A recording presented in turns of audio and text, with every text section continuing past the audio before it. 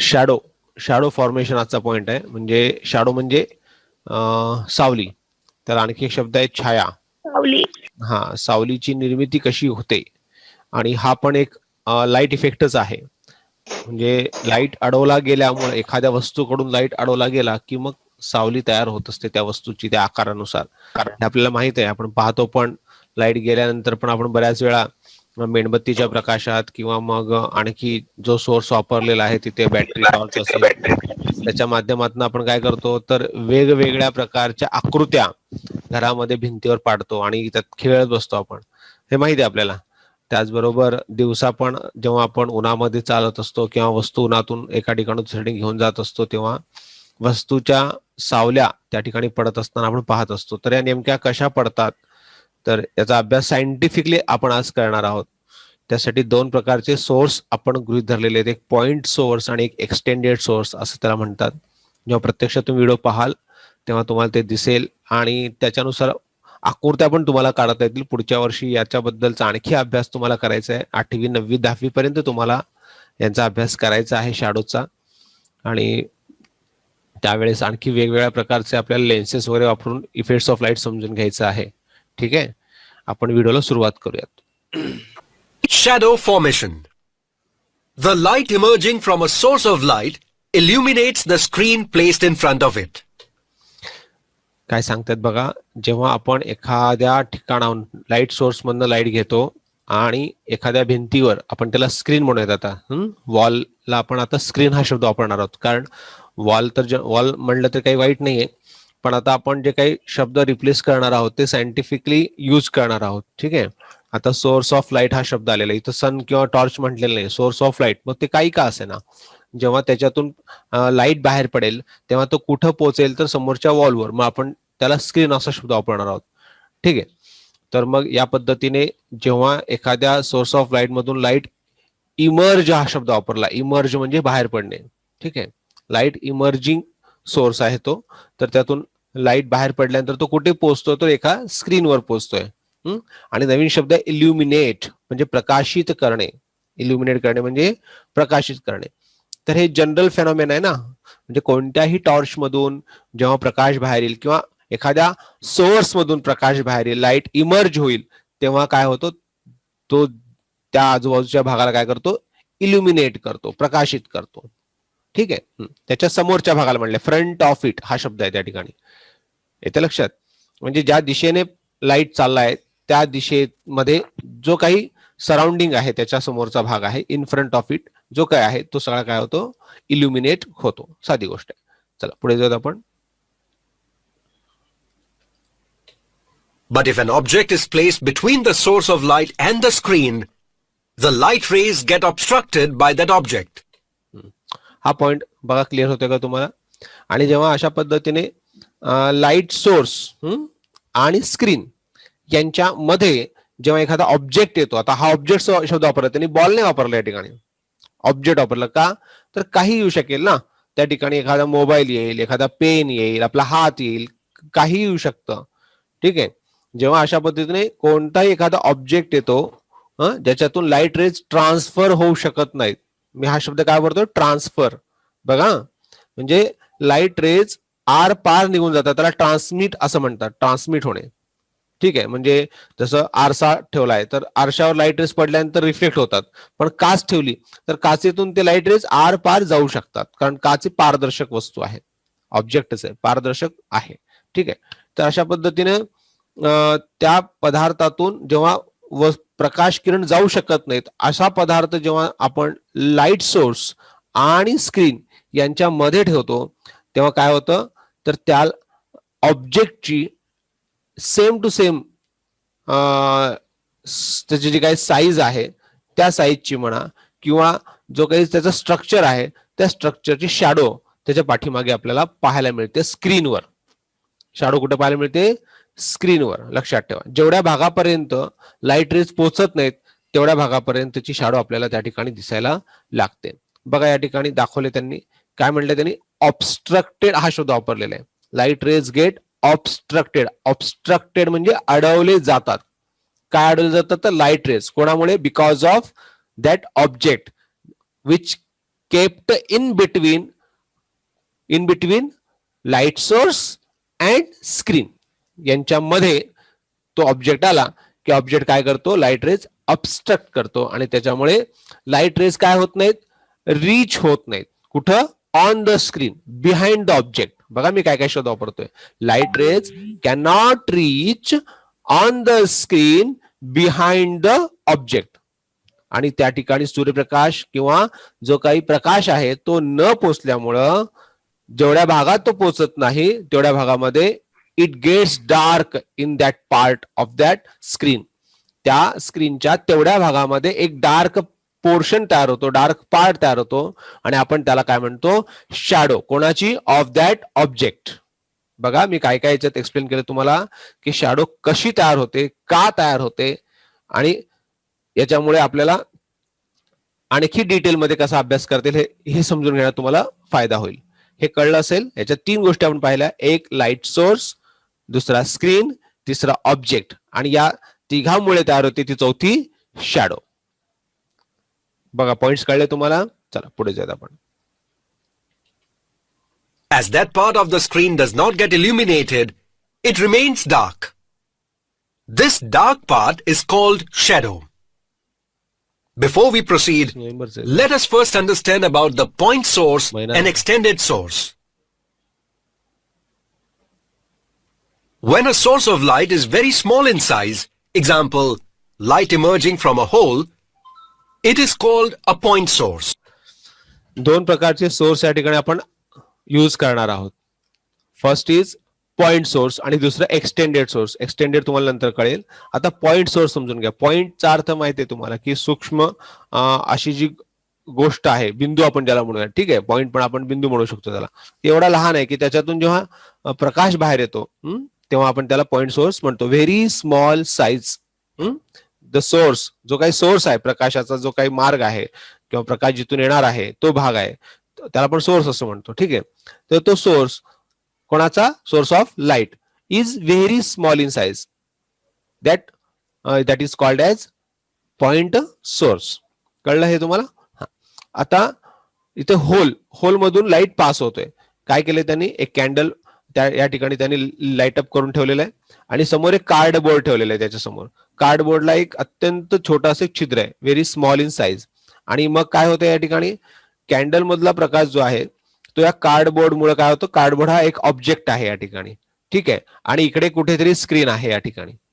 मग काय होतंय, कार्डबोर्ड मुळे काय होतंय, हा सगळा प्रकाश अडवला जातो आणि एवढ्या छोट्या छिद्रातूनच फक्त काय होतो, लाईट रेज पास होतात आणि लाईट इमर्ज होते. बघा मी शब्द काय वापरतोय, लाईट रेज पास होतात from this hole, light rays get passed and light emerge from the point source. बघा कळलं. आता पुढे जाऊयात. इमर्ज म्हणजे काय? इमर्ज म्हणजे बाहेर पडणे. इमर्ज म्हणजे बाहेर पडणे. ठीक आहे, जसं नळातून पाणी बाहेर होतं तर बाहेर पडतं नळ चालू केल्यानंतर, त्याला आपण emerging of water from the tap असं म्हणू शकतो. कळलं. शब्द कळणं महत्वाचं आहे, तर तुम्हाला त्याच्या पाठीमागचा अर्थ कळेल आणि मग कन्सेप्ट कळेल त्यात काय आहे. नाहीतर मग शब्दच नाही कळला तर मग अर्धवट माहिती मिळाल्यामुळं काहीच लक्षात येत नाही आणि मग पुढे जाऊन आणखी त्रास होतो. त्यामुळे हे मी शब्द जे तुम्हाला सांगत आहे ते सायंटिफिकली या ठिकाणी यूज करण्यात आलेले आहेत. आता इथे एक्झिट हा शब्द वापरता असता ना, बाहेर पडले. एक्झिटला पण तोच अर्थ आहे बाहेर पडणे आणि इमर्जला पण तोच अर्थ बाहेर पडणे. ठीक आहे, पण या ठिकाणी स्पेसिफिकली जे काही फ्लुइड पदार्थ आहेत ते जेव्हा समोरून वाहत जातात तेव्हा त्याला इमर्ज होतात. जसं गॅस हा जेव्हा बाहेर पडतो तेव्हा इमर्ज हा शब्द वापरलेला आहे. त्याला लाईट बाहेर पडतो त्याला इमर्ज शब्द वापरलेला आहे, लक्षात ठेवा. And when a source of light is bigger in size, example, light emerging from a torch, it is called an extended source. बघा इतकं सोपं आहे एक्सटेंडेड सोर्स आणि पॉइंट सोर्स. तर ते जिथून येत आहेत त्याच्या साईजवर ते डिपेंड करतं. लाईट रेज किंवा लाईट ज्या भागातून येते, if the size of the source is bigger, Wien the source of light is bigger, in size, it is called as extended source. And when the source of light is very small in size, it is a point source. एवढी सोपी definition आहे. म्हणजे आपण हे ओळखू पण शकतो सहज, हा पॉइंट सोर्स आहे का, हा एक्सटेंडेड सोर्स आहे, हे त्या लाईटच्या साईज वरनं ज्या ठिकाणाहून तो येतो आहे तिथून आपण तो ओळखू पण शकतो. पहा Come, let us study the shadow formation by a point source by performing an activity. Activity. To perform this activity, we need candle or torch, cardboard, screen, small ball, big ball, etc. आता आपल्याला या ठिकाणी दोन्ही source use करायचे step by step. एका activity मध्ये point source वापरायचे, दुसऱ्या ऍक्टिव्हिटी मध्ये एक्सटेंडेड सोर्स वापरायचे. यासाठी कॅन्डल पण घेतलाय, टॉर्च पण घेतलाय, म्हणजे 100% या ठिकाणी दोन्ही सोर्सेसचा उपयोग करून आपण ऍक्टिव्हिटी करणार आहोत. ठीक आहे. दोन प्रकारचे बॉल घेतले, बिग बॉल आणि small ball. First, let us take candle and set up a cardboard with a tiny hole O. We observe that the light is emerging. ज्या पॉइंट सोर्स मधून लाईट येणार आहे त्याला आपण काय नाव दिलंय, ओ पॉइंट ओ नाव दिले, लक्षात ठेवा. आता या ठिकाणी पॉइंट ओ मधून, या पॉइंट सोर्स मधून जेव्हा लाईट इमर्ज होतो आहे, लाईट रेज बाहेर येत आहेत, पास होत आहेत, तेव्हा हे रेज आहेत, लक्षात ठेवा. काय आहेत? रेज आहेत. स्टार्टिंग पॉइंट त्यांचा ओ आहे, हे लक्षात घ्या. ह्याच्यावरून आपण आकृती पण काढणार आहोत अशीच. ठीक आहे. तेव्हा तुम्हाला माहित पाहिजे की कशा पद्धतीने हा प्रयोग या ठिकाणी ऍक्टिव्हिटी होते आहे. From the hole on the cardboard. This light source is called point source. Now let us place a screen vertically at a distance of 1 meter beyond the cardboard. Near about 1 metre पर्यंत distance घेऊन आपल्याला दुसरे cardboard या ठिकाणी place करायचे as a screen. येते लक्षात? पुढे जाऊयात. Let us hang a big bowl between the cardboard and the screen. आता तिसऱ्या स्टेप मध्ये काय केलेलं आहे, तर एक बॉल हँग करून ठेवलेला आहे, म्हणजे अडकावून ठेवलेला आहे, या ठिकाणी लटकावून ठेवलेलं आहे दोन्हीच्या मध्यभागी. बिग बॉल घेतलाय त्यांनी. ठीक आहे. कळलंय या ठिकाणी प्रोसिजर काय काय केलेलं आहे. कॅन्डल प्लेस केलेलं आहे, त्याच्यासमोर कार्डबोर्ड घेतलेलं आहे विथ अ पॉइंट सोर्स ओ. ठीक आहे. त्याच्यासमोर 1 मीटर अंतरावर आपण एक आणखी स्क्रीन म्हणून कार्डबोर्डच ठेवलेली आहे, त्याच्यावर लाईट पडत होती इतका वेळ. आता याच्या दोघांच्या दरम्यान काय केलेलं आहे, एक बिग बॉल आपण हँगिंग पोझिशन मध्ये ठेवलेला आहे. त्याच्यामुळे काय झालं या ठिकाणी, तर आपल्याला ही शॅडो जी आहे ब्लॅक कलरची या ठिकाणी स्क्रीनवर दिसत आहे. ठीक आहे. प्रोसिजर कळली, ऑब्झर्वेशन पण आपल्याला कळलं की इथे काय झालेलं आहे. आता असं का झालं हे आपण ऍक्टिव्हिटी मध्ये बघणार आहोत. असं शॅडो निर्मिती अशी का होते पहा. What do you see on the screen? We observe the shadow AB of the ball. आता त्यांनी ए आणि बी असे दोन पॉइंट्स गृहीत धरलेले आहेत. ऍक्च्युली ए पर्यंत लाईट रेज पोहोचत आहेत त्याच्या वरच्या भागापर्यंत, आणि बीच्या खालच्या भागापर्यंत लाईट रेज पोहोचत आहेत. पण ए आणि बीच्या दरम्यान जे काही सर्कल तयार झालेला आहे, हा सर्कल तयार झाला त्या बॉलमुळे, कारण बॉल पण त्याचं शेप पण सर्कल मध्येच येतं, होय की नाही. तर त्यामुळं अशाच पद्धतीचा सर्कल जो आहे तो या ठिकाणी तयार झाला, आणि या दरम्यान in between point A and point B single ray from the point source cannot be pass or cannot be reach. या दरम्यान एकही रे जो आहे तो पास झालेला नाहीये, त्यामुळे तिथं तो शॅडो तयार झालेला आहे, असं या आकृतीवरून तुमच्या लक्षात येईल. Let us now understand how the shadow is formed. How shadow is form. The ray हे रे दाखवले त्यांनी बघा. फ्रॉम ओ पासून रे निघालेला आहे, तो या बॉलला इथे टच करतोय आणि पास होतोय ए पर्यंत, म्हणजे ए पर्यंत एक लाईट रे पोहोचते. तसंच दुसरा रे जो आहे ओ पासून स्टार्ट होतोय, तो या बॉलला टच करतोय आणि बी पर्यंत पोहोचतोय. अशा पद्धतीनं ए आणि बी याच्या दरम्यान कुठले रेज पोहोचत नाहीत, पण एच्या वरच्या भागात, बाहेरच्या भागात, आणि बीच्या बाहेरच्या भागात मात्र खालच्या भागात हे रेज पोहोचत आहेत, हे लक्षात घ्या. is OP and OQ starting from the point source just pass by the ball and fall on the points A and B on the screen respectively. तर लक्षात घ्या, ओ पासून त्यांनी नाव दिलं ज्या ठिकाणी बॉलला तो रे स्पर्श करतो आहे त्याला पी असं पॉइंटचं नाव दिलेलं आहे. ओ पासून पी पर्यंत काय होतोय, तो रे पास होतोय आणि पी पासून त्या स्क्रीनवर ए पर्यंत पोहोचतोय. तर ओ पी रे हा ए पर्यंत पोहोचतोय आणि ओ क्यू हा रे स्क्रीनवरील बी पॉइंट पर्यंत पोहोचतोय. लक्षात ठेवा. येते लक्षात तुमच्या. त्याच्या दरम्यान कुठलेही रेज पॉइंट सोर्स पोहोचत नाहीत. However, since no rays reach the screen between the points A and B, this part remains unlit. Unlit म्हणजे काय, तर त्या ठिकाणी कोणताही प्रकाश नाहीये ए आणि बी मध्ये, आणि प्रकाशच नाही, त्यामुळे अनलिट हा शब्द वापरले त्यांना. अनलाइटेड पण म्हणू शकतो आपण त्याला. तर remains unlit, so we can see the dark shadow. त्याला पुढचं उत्तर आहे, we can see the dark shadow. This is the dark shadow or the umbra. आणि डार्क शॅडोचं एक सायंटिफिक नाव आहे umbra. What is umbra? The dark shadow which gets from the point source or which can get from the light source. Okay. Due to the objects that is called as a dark shadow, or that is called as umbra. Umbra is equal to called as dark shadow. After understanding the term umbra, let us now proceed to the next part of the activity. Let us now remove the cardboard with the pinhole. आता काय केलं त्यांनी, cardboard काढून टाकलं. Now we have the whole candle as a light source. That is, we do not have a point source. This source is called an extended source. Let us now observe the shadow formed on the screen by an extended source. We observe that there are two parts in the shadow of the ball on the screen. One faint BC and one dark AD.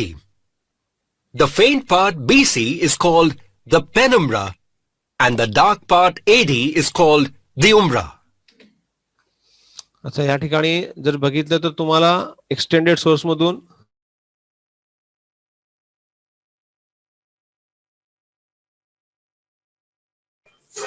Hello sir. Sir तुमचा आवाज येत नाही. येतोय का आवाज आता? Okay. हो sir. Yes. आता या ठिकाणी बघा तुम्हाला जे रेज दिसत आहेत तुम्हाला, जर आपण पॉइंट सोर्स गृहीत धरला, आपण मी पॉइंट सोर्स काढतो, तुम्हाला पुन्हा एकदा काढून दाखवतो. इथे आहे. हा पॉइंट सोर्स आहे, हा पी आणि हा क्यू. ठीक आहे. इथे पण दोन पॉइंट सोर्स आहेत. हा जरी संपूर्ण एक्सटेंडेड सोर्स असला तरी आपण यातले दोनच पॉइंट घेऊयात. एक पॉइंट घेऊयात पी आणि दुसरा घेऊयात क्यू. बघा, कळलं तुम्हाला? आता या पॉइंट सोर्स मध्ये आपण काय करूयात, एक लाईन तयार करूयात या पद्धतीनं, की जी या ए पर्यंत पोहोचते. या पद्धतीनं. कळलं? पी पासून एक रे पॉइंट सोर्स पी मधून ए पर्यंत पोहोचतोय.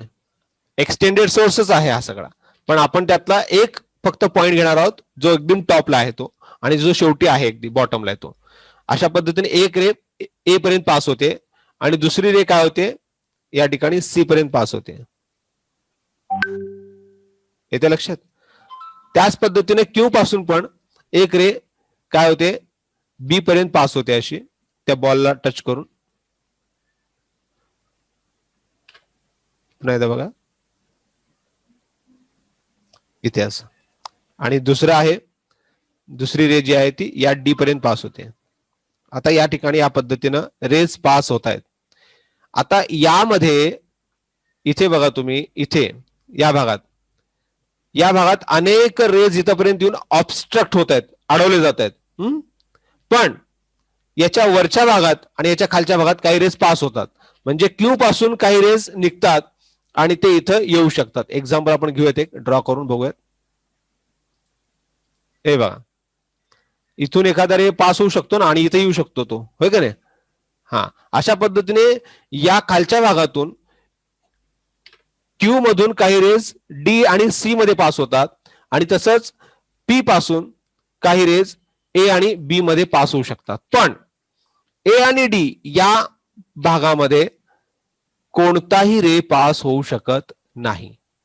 त्यामुळे काय होतं, अशा पद्धतीच्या एक्सटेंडेड सोर्समुळं आपल्याला एक अम्रा म्हणजे डार्क शॅडो तरी मिळतेच, पण त्याचबरोबर त्याच्या भोवती एक फेंट शॅडो देखील आपल्याला मिळते, त्याला पेनम्रा असं म्हणतात. तर अशा रचनेमुळं, एक्सटेंडेड सोर्सच्या अशा रचनेमुळं आणि बॉलच्या अशा आकारामुळे आपल्याला अशा दोन प्रकारच्या शॅडोज मिळू शकतात. जर आपण या ठिकाणी आणखी मोठा बॉल घेतला तर आपल्याला आणखी मोठा डार्क शॅडो आणि फेंट शॅडो मिळेल, म्हणजे अम्रा आणि पेनम्रा मिळेल. जर आपण आणखी लहान जर घेतला याच्यापेक्षा तर आपल्याला कदाचित या ठिकाणी अम्रा मिळणार नाही. हे कसं आपण पुढच्या एका ऍक्टिव्हिटीमध्ये बघणार आहोत. ठीक आहे, तर हे या ठिकाणी सांगितलं नाही म्हणून मी तुम्हाला मुद्दामून हे एक्सप्लेन केलेलं आहे. हे माहित असणं गरजेचं आहे कशा पद्धतीने शॅडो फॉर्मेशन होत असते एक्सटेंडेड सोर्स कडून. त्यांनी फक्त एवढं सांगितलं की होते, अम्रा आणि पेनम्रा तयार होतात, संपला विषय. पण नाही, ते कसं होतं तर या पद्धतीने होतं ते. पहा, समजलं तुम्हाला? मी क्लिअर करतोय अनोटेशन्स. हो सर. ओके,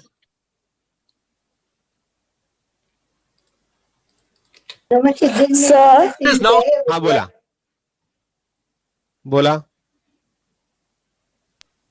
सर तू मगाशी डेफिनेशन उमराची सांगितली, त्यापेक्षा the part of ED shadow is called Umra, he definition लिहिली तर चालती? नाही नाही नाही, कारण कसं आहे, आपण अज्युम केलेलं आहे ती नावं त्याची. ठीक आहे, त्या नावावरून आपल्याला डेफिनेशन नाही लिहिता येणार. Okay, the faint part of the shadow is called as penumbra and dark part of the shadow is called as umbra. याच पद्धतीने लिहायचं, त्याच्यामध्ये कुठलीही नावं टाकू नका. Yes sir. ठीक आहे, ओके, चला. अजून काही शंका असेल तर विचारा आणि पुढे जाऊया आपण. see what happens when the ball is bigger than the extended source. आता विचारलं बघा त्यांनी क्वेश्चन. जर एक्सटेंडेड सोर्सच्या समोर जो बॉल आहे तो याच्यापेक्षा जर मोठा असेल, Wien the ball is bigger okay then the extended source, extended source पेक्षा जर बॉल मोठा असेल तर काय होईल? To check this, let us use torch. Now, turn on the torch. आता टॉर्चचा जो एक्सटेंडेड सोर्स आहे तो बॉल पेक्षाही लहान आहे, म्हणजे बॉल मोठा झाला, एक्सटेंडेड सोर्स पेक्षा बॉल मोठा झाला आणि त्याच्या मधून जो काही शॅडो फॉर्मेशन होते अम्रा आणि पेनम्रा यांचं आपण ऑब्झर्वेशन करूयात आता. We see that the two parts, that is, penumbra BC and umbra AD are formed. Now, keeping the distance between the extended source and the ball constant, let us move the screen further and further away. Observe करा काय झालं. As the screen moves further, काय झालं? What happens? What happens? Penumbra मोठा मोठा होत चाललाय. पेनम्रा मोठा मोठा आणि आम्राचं काय? दोन्ही दोन्ही मोठे मोठे होत जातात. ठीक आहे, अम्रा आणि पेनम्रा दोन्ही काय होतात? मोठे मोठे होत जातात. जर आपण लाईट सोर्स म्हणजे टॉर्च आणि ऑब्जेक्ट यांच्यामधलं डिस्टन्स जर कॉन्स्टंट ठेवलं, स्थिर ठेवलं आणि जर आपण स्क्रीन लांब लांब नेत राहिलो तर काय होतं या ठिकाणी? अम्रा आणि पेनम्रा मोठे मोठे होत जातात. ठीक आहे, आता पुढे बघूयात. the umbra AD and penumbra BC in the shadow of the ball are seen to become bigger and bigger. Come, let us now replace the bigger ball with one that is smaller in size than the source of light, that is the torch. आता source of light तोच ठेवलाय, फक्त बिगर ball काढून smaller ball या ठिकाणी घेतलाय आपण. ठीक आहे, आपल्याला 10 मिनिट उरलेले आहेत, बघूयात आता. Turn the torch on. आता या पद्धतीनं जर तुम्ही आकृती पण काढताना या पद्धतीने काढली, तुम्ही लाईट सोर्स जर अशाच पद्धतीने मोठा दाखवला आणि बॉल लहान दाखवला लाईट सोर्स पेक्षा, तर अशीच आकृती तुमची जॉमेट्रिकली येईल बरं का. हा, म्हणजे हे काय उगा अंदाजे काढलेल्या गोष्टी नाही येत्या, ह्या प्रॅक्टिकली असंच होतात आणि ड्रॉइंग केल्यानंतर पण असंच दिसतं. ते तुम्ही करून बघा असे ड्रॉइंग. ठीक आहे, पुस्तकात त्या आकृत्या ड्रॉ करून बघा, तुमच्या लक्षात येईल. आता बघा या ठिकाणी काय झालेलं आहे, ऑब्झर्व करा, स्क्रीनचं ऑब्झर्वेशन करा, शॅडोचं ऑब्झर्वेशन करा. जर आपण एक्सटेंडेड सोर्सच्या साईज पेक्षा ऑब्जेक्टचं साईज जर लहान घेतलं तर स्क्रीनवर दिसणाऱ्या शॅडोज आपल्याला कशा दिसतात? ऑब्झर्व करा. पेनम्रा आणि अम्रा याच्यामध्ये काय फरक दिसतोय तुम्हाला?